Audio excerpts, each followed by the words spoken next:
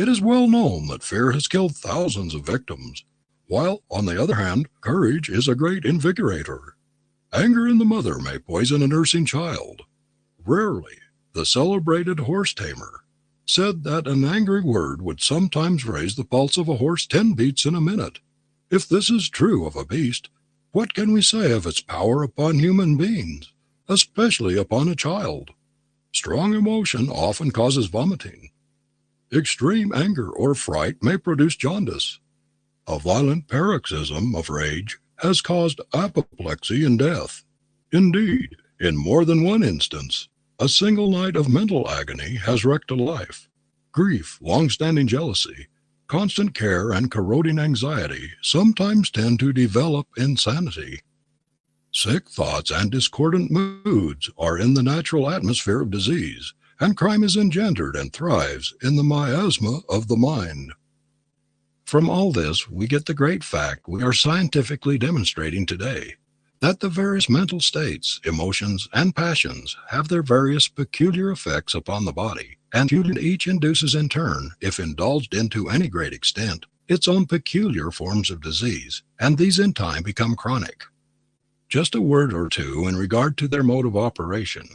If a person is dominated for a moment by, say, a passion of anger, there is set upon the physical organism what we might justly term a bodily thunderstorm, which has the effect of souring, or rather of corroding the normal, healthy, and life-giving secretions of the body, so that instead of performing their natural functions, they become poisonous and destructive.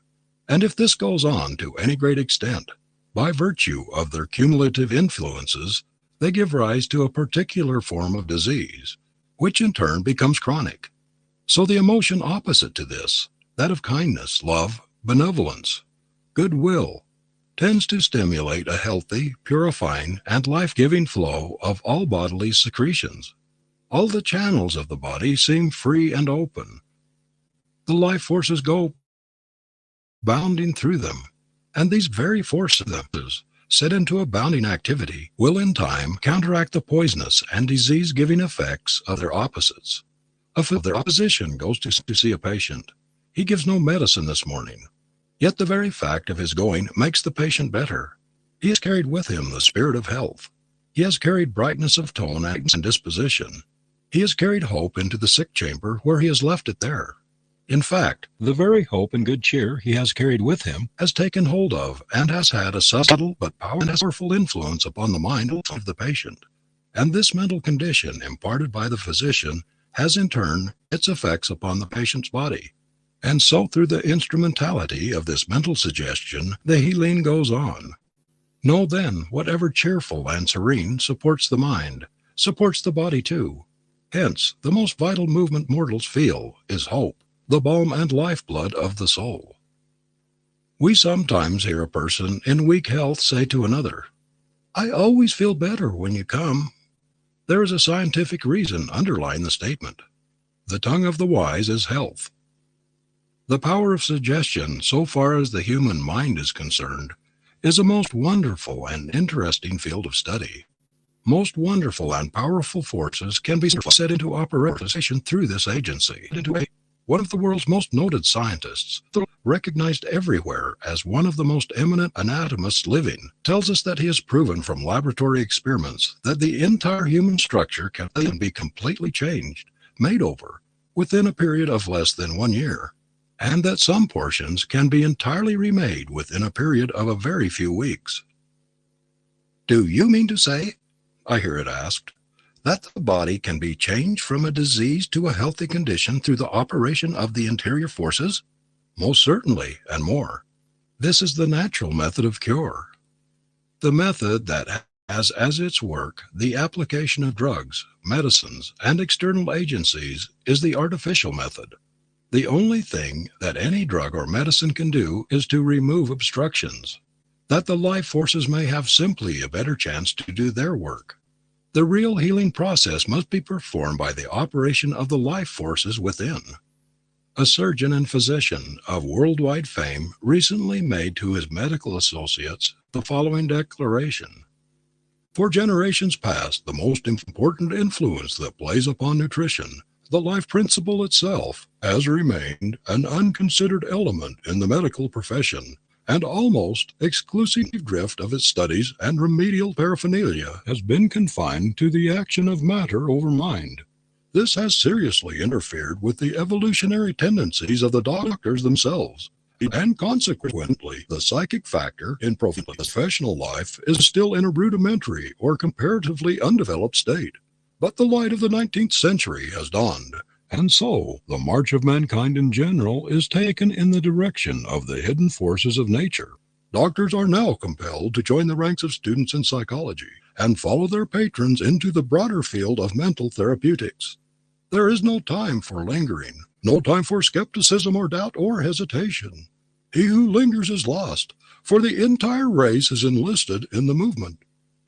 I am aware of the fact that in connection with the matter we are now considering, there has been a great deal of foolishness during the past few years.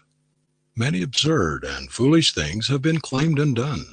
But this is nothing against, and it has absolutely nothing to do with the great underlying laws themselves. The same has been true of the early days of practically every system of ethics or philosophy or religion the world has ever known. But as time has passed, these foolish, absurd things have fallen away, and the great eternal principles have stood out ever more and more clearly defined. I know personally of many cases where an entire and permanent cure has been effected, in some within a remarkably short period of time, through the operation of these forces. Some of them are cases that have been entirely given up by the regular practice, materia medica. We have numerous accounts of such cases in all times and in connection with all religions. And why should not the power of effecting such cures exist among us today? The power does exist, and it will be actualized in just the degree that we recognize the same great laws that were recognized in times past.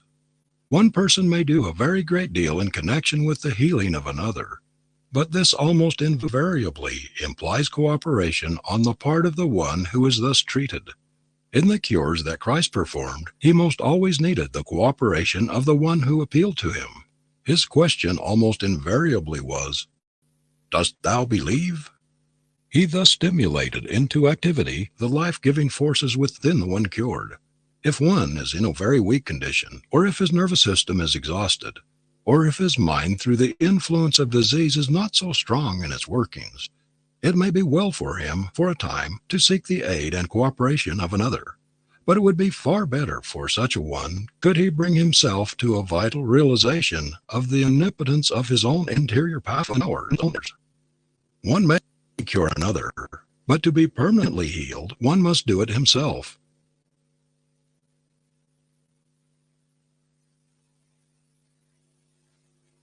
In this way, another may be most valuable as a teacher by bringing one to a clear realization of the power of the forces within.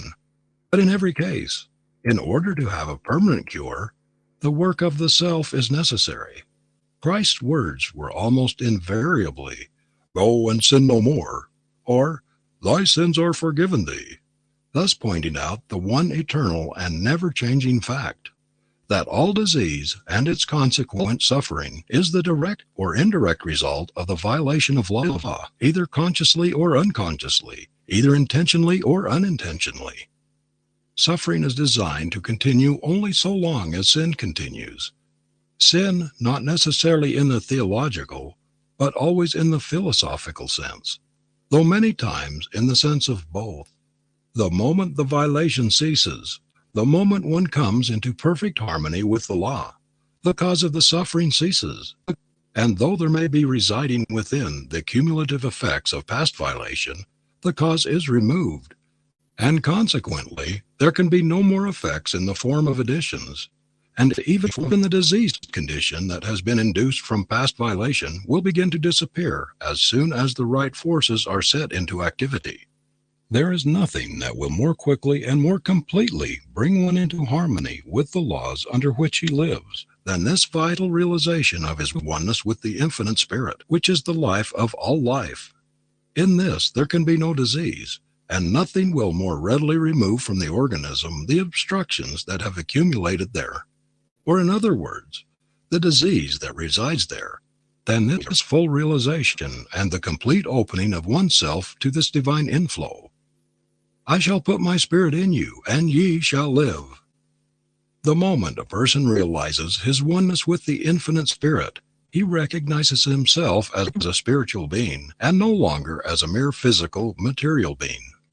He then no longer makes the mistake of regarding himself as a body, subject to ills and diseases, but he realizes the fact that he is spirit. Spirit now as much as he ever will or can be, and that he is the builder and so the master of the body, the house in which he lives, and the moment he thus recognizes his power as master, he ceases in any way to allow it the mastery over him. He no longer fears the elements or any of the forces that he now in his ignorance allows to take hold of and affect the body. The moment he realizes his own supremacy, instead of fearing them as he did when he was out of harmony with them, he learns to love them. He thus comes into harmony with them, or rather, he so orders them that they come into harmony with him. He who formerly was the slave has now become the master. The moment we come to love a thing, it no longer carries harm for us. There are almost countless numbers today, weak and suffering in body, who would become strong and healthy if they would only give God an opportunity to do his work. To such I would say, don't shut out the divine inflow. Do anything else rather than this. Open yourselves to it. Invite it. In the degree that you open yourselves to it, its inflowing tide will course through your bodies a force so vital that the old obstructions that are dominating them today will be driven out before it. My words are life to them that find them, and health to all their flesh. There is a trough through which a stream of muddy water has been flowing for many days. The dirt has gradually collected on its sides and bottom, and it continues to collect as long as the muddy water flows through it. Change this. Open the trough to a swift-flowing stream of clear, crystal water, and in a very little while even the very dirt that has collected on its sides and bottom will be carried away. The trough will be entirely cleansed. It will present an aspect of beauty, and no longer an aspect of ugliness. And more, the water that now courses through it will be of value. It will be an agent of refreshment, of health, and of strength to those who use it. Yes, in just the degree that you realize your oneness with this infinite spirit of life, and thus actualize your latent possibilities and powers, you will exchange disease for ease, inharmony for harmony, suffering and pain for abounding health and strength. And in the degree that you realize this wholeness, this abounding health and strength in yourself, will you carry it to all with whom you come in contact. For we must remember that health is contagious as well as disease. I hear it asked, what can be said in a concrete way in regard to the practical application of these truths, so that one can hold himself in the enjoyment of perfect bodily health, and more, that one may heal himself of any existing disease? In reply, let it be said that the chief thing that can be done is to point out the great underlying principle, and that each individual must make his own application. One person cannot well make this for another.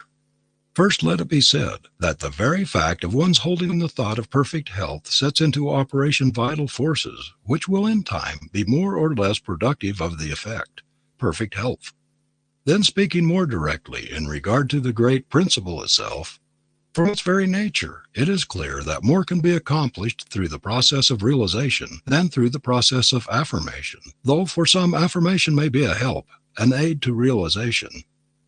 In the degree, however, that you come into a vital realization of your oneness with the infinite spirit of life, whence all life in individual form has come and is continually coming, and in the degree that through this realization you open yourself up to its divine inflow, do you set into operation forces that will sooner or later bring even the physical body into a state of abounding health and strength. For to realize that this infinite spirit of life can from its very nature admit of no disease, and to realize that this, then, is the life in you, by realizing your oneness with it, you can so open yourself to its more abundant entrance that the diseased bodily conditions, effects, will respond to the influence of its all-perfect power. This either quickly or more tardily, depending entirely upon yourself.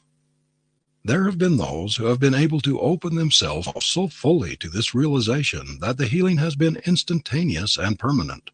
The degree of intensity always eliminates in like degree the element of time. It must, however, be a calm, quiet, and expectant intensity rather than an intensity that is fearing, disturbed, and non expectant. Then there are others who have come to this realization by degrees. Many will receive great help and many will be entirely healed by a practice somewhat after the following nature. With a mind at peace and with a heart going out in love to all, go into the quiet of your own interior self, holding the thought, I am one with the infinite spirit of life, the life of my life. I then, as spirit, I, a spiritual being, can in my own real nature admit of no disease.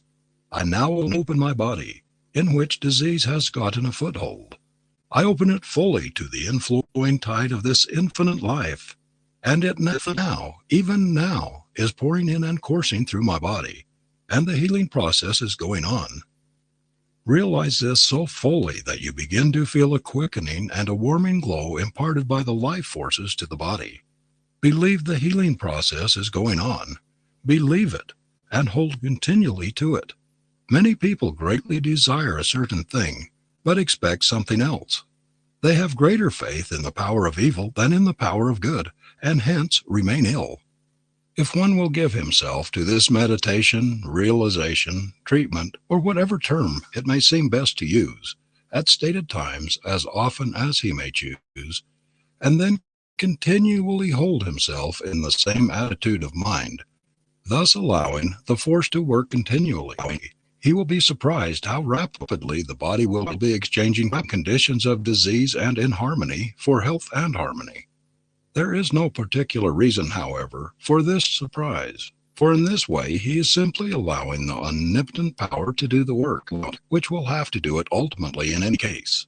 If there is a local difficulty and one wants to open this particular portion, in addition to the entire body, to this inflowing life, he can hold this particular portion in thought.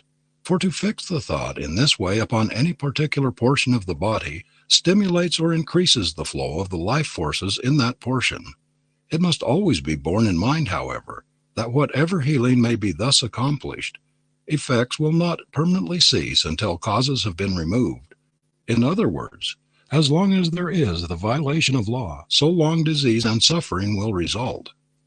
This realization that we are considering will have an influence not only where there is a diseased condition of the body, but even where there is not this condition, it will give an increased bodily life, vigor, and power.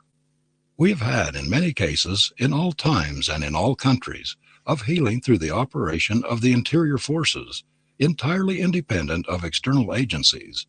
Various have been the methods, or rather, various have been the names applied to them, but the great law underlying all is one and the same today. When the Master sent his followers forth, his injunction to them was to heal the sick and the afflicted, as well as to teach the people. The early church fathers had the power of healing. In short, it was a part of their work. And why should we not have the power today, the same as they had it then? Are the laws all that different? Identically the same. Why then? Simply because, with a few rare exceptions here and there, we are unable to get beyond the mere letter of the law into its real vital spirit and power. It is the letter that killeth. It is the spirit that giveth life and power. Every soul who becomes so individualized that he breaks through the mere letter and enters into the real vital spirit will have the power, as have all who have gone before. And when he does, he will also be the means of imparting it to others. For he will be the one who will move and who will speak with authority. We are rapidly finding today, and we shall find even more and more as time passes, that practically all disease, with its consequent suffering, has its origin in perverted mental and emotional states and conditions. The mental attitude we take toward anything determines to a greater or less extent its effects upon us. If we fear it, or if we antagonize it, the chances are that it will have detrimental or even disastrous effects upon us. If we come into harmony with it by quietly recognizing and inwardly asserting our superiority over it, In the degree that we are able successfully to do this, in that degree will it carry with it no injury for us. With no disease can enter into or take hold of our bodies unless it find therein something corresponding to itself, which makes it possible. And in the same way, no evil or undesirable condition of any kind can come into our lives unless there is already in them that which invites it. And so that makes it possible for it to come. The sooner we begin to look within ourselves, the sooner we look for the cause of whatever comes to us, the better it will be. For so much the sooner will we begin to make conditions within ourselves such that only good may enter. We, who from our very natures should be masters of all conditions, by virtue of our ignorance are mastered by almost numberless conditions of every description. Do I fear a draft? There's nothing in the draft. A little purifying current of God's pure air, to cause me trouble, to bring on a cold, perhaps an illness. The draft can affect me only in the degree that I myself make it possible, only in the degree that I allow it to affect me. We must distinguish between causes and mere occasions. The draft is not cause, nor does it carry cause with it. Two persons are sitting in the same draft. One is injuriously affected by it. The other experiences not even an inconvenience, but he rather enjoys it. The one is a creature of circumstances. He fears the draft, cringes before it, continually thinks of the harm it is doing him. In other words, he opens every avenue for it to enter and take hold of him. And so it, harmless and beneficent in itself, brings to him exactly what he has empowered it to bring. The other recognizes himself as the master over and not the creature of circumstances. He is not concerned about the draft. He puts himself into harmony with it, makes himself positive to it, and instead of experiencing any discomfort, he enjoys it. And in addition to its doing him a service by bringing the pure, fresh air from without to him, it does him the additional service of hardening him even more to any future conditions of a like nature. But if the draft was cause, it would bring the same results to both. The fact that it does not shows that it is not a cause, but a condition, and it brings to each effects which correspond to the conditions it finds within each. Poor draft! How many thousands, nay, millions of times is it made the scapegoat by those who are too ignorant or too unfair to look their own weaknesses square in the face, and who instead of becoming imperial masters remain cringing slaves. Think of it, what it means. A man created the image of the eternal God, sharer of his life and power, born to have dominion, fearing, shaking, cringing before a little draught of pure life-giving air. But scapegoats are convenient things, even if the only thing they do for us is to aid us in our constant efforts at self-delusion. The best way to disarm a draft of the bad effects it has been accustomed to bring one is first to bring about a pure and healthy set of conditions within, then to change one's mental attitude toward it. Recognize the fact that of itself it has no power. It has only the power you invest it with. Thus you will put yourself into harmony with it, and will no longer sit in fear of it. Then sit in a draft a few times and get hardened to it, as everyone, by going at it judiciously, can readily do. But suppose one is in delicate health or especially subject to drafts. Then he be simply a little judicious at first. Don't seek the strongest that can be found, especially if you do not as yet in your own mind feel equal to it. For if you do not, it signifies that you still fear it, that supreme regulator of all life. Good common sense must be used here, the same as elsewhere. If we are born to have dominion, and that we are is demonstrated by the fact that some have attained it, and what one has done, soon or late, all can do, then it is not necessary that we live under the domination of any physical agent. In the degree that we recognize our own interior powers, then we are rulers and able to dictate. In the degree that we fail to recognize them, we are slaves and are dictated to. We build whatever we find within us. We attract whatever comes to us, and all in accordance with spiritual law. For all natural law is spiritual law. The whole of human life is cause and effect. There is no such thing in it as chance, nor is there even in all the wide universe. Are we not satisfied with whatever comes into our lives? The thing to do then is not to spend time in railing against the imaginary something we create and call fate, but to look to the within and change the causes at work there, in order that things of a different nature may come. For there will come exactly what we caused to come.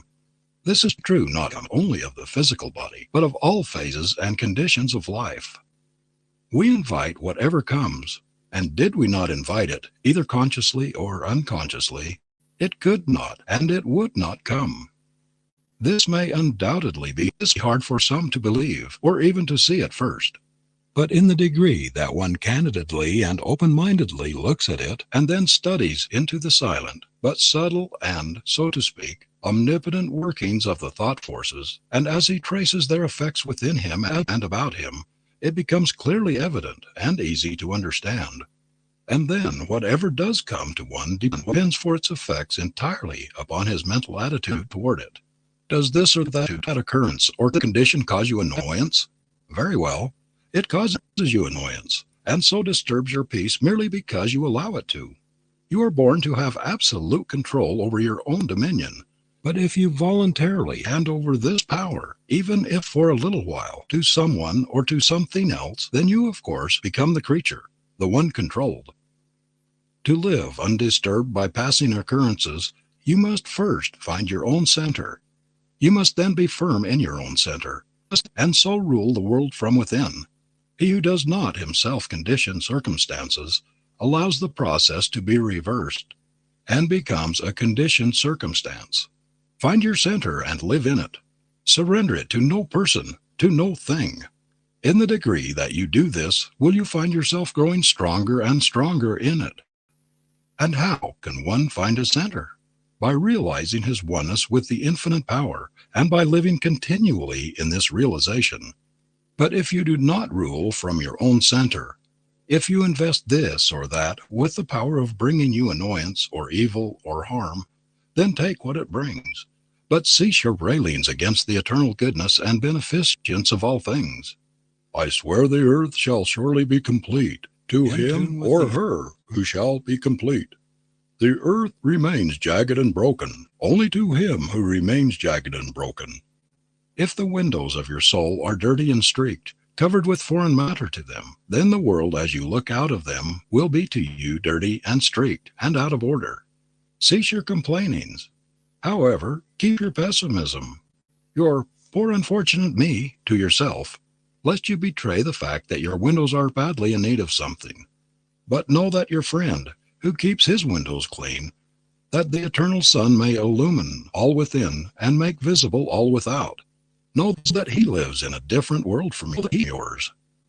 Then go wash your windows, and instead of longing for some other world, you will discover the wonderful beauties of this world. And if you don't find transcendent beauties on every hand here, the chances are that you will never find them anywhere. The palm hangs on the berry bush. When comes the poet's eye? And the whole street is a masquerade when Shakespeare passes by. This same Shakespeare, whose mere passing causes all this commotion, is the one who put into the mouth of one of his creations the words, "The fault, dear Brutus, is not in our stars, but in ourselves, that we are underlings." And the great work of his own life is right good evidence that he realized full well the truth of the facts we are considering. And again, he gave us a great truth in keeping with what we are considering when he said, "Our doubts are traitors, and make us lose the good we oft might win by fearing to attempt. There is probably no agent that brings us more undesirable conditions than fear. We should live in fear of nothing, nor will we when we come fully to know ourselves. An old French proverb runs, 'Some of your griefs you have cured, and the sharpest you still have survived. But what torments of pain you endured from evils that never arrived.' Fear and lack of faith go hand in hand. The one is born of the other. Tell me how much one is given to fear, and I will tell you how much he lacks in faith. Fear is a most expensive guest to entertain, the same as worry is. So expensive are they that no one can afford to entertain them. We invite what we fear, the same as, by a different attitude of mind, We invite and attract the influences and conditions we desire. The mind dominated by fear opens the door for the entrance of the very things, for the actualization of the very condition it fears. "Where are you going?" asked an Eastern pilgrim on meeting the plague one day. "I am going to Baghdad to kill 5,000 people," was the reply. A few days later, the same pilgrim met the plague returning. "You told me you were going to Baghdad to kill 5,000 people," said he, "but instead you killed 50,000. "No," said the plague, "I killed only 5,000, as I told you I would. The others died of fright." Fear can paralyze every muscle in the body. Fear affects the flow of the blood, likewise the normal and healthy action of all the life forces. Fear can make the body rigid, motionless, and powerless to move. Not only do we attract back to ourselves the things we fear, but we also aid in attracting to others the conditions we in our own minds hold them in fear of. This we do in proportion to the strength of our own thought, and in the degree that they are sensitively organized and so influenced by our thought, and this, although it be unconscious both on their part and on ours. Children, and especially when very young, are generally speaking more sensitive to their surrounding influences than grown people are. Sometimes veritable little sensitive plates, registering the influences about them, and embodying them as they grow. How careful in their prevailing mental states, then, should be those who have them in charge, and especially how careful should a mother be during the time she is carrying the child, and when every thought, every mental as well as emotional state has its direct influence upon the life of the unborn child. Let parents be careful how they hold a child, either younger or older, in the thought of fear. This is many times done unwittingly on their part, through anxiety, and at times through what might well be termed overcare, which is fully as bad as undercare. I know a number of cases where a child has been so continually held in the thought of fear lest this or that condition come upon him, that the very things that were feared have been drawn to him, which probably otherwise never would have come at all. Many times there has been no adequate basis for the fear.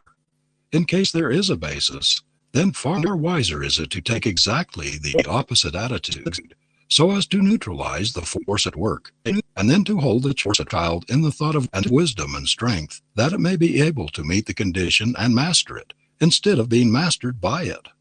But a day or two ago, a friend was telling me of an experience of his own life in this connection. At a period when he was having a terrific struggle with a certain habit, he was so continually held in the thought of fear by his mother and the young lady to whom he was engaged, the engagement to be consummated at the end of a certain period, the time depending on his proving his mastery, that he, very sensitively organized, continually felt the depressing and weakening effects of their negative thoughts. He could always tell exactly how they felt toward him. He was continually influenced and weakened by their fear, by their questionings, by their suspicions, all of which had the effect of lessening the sense of his own power, all of which had an endeavor paralyzing influence upon him. And so, instead of their begetting courage and strength in him, they brought him to a still greater realization of his own weakness and the almost worthless use of struggle. Here were two who loved him dearly, and who would have done anything and everything to help him gain the mastery, but who, ignorant of the silent, subtle forces, instead of imparting to him courage, instead of adding to his strength, disarmed him of this, and then added an additional weakness from without. In this way, the battle for him was made harder in a threefold degree.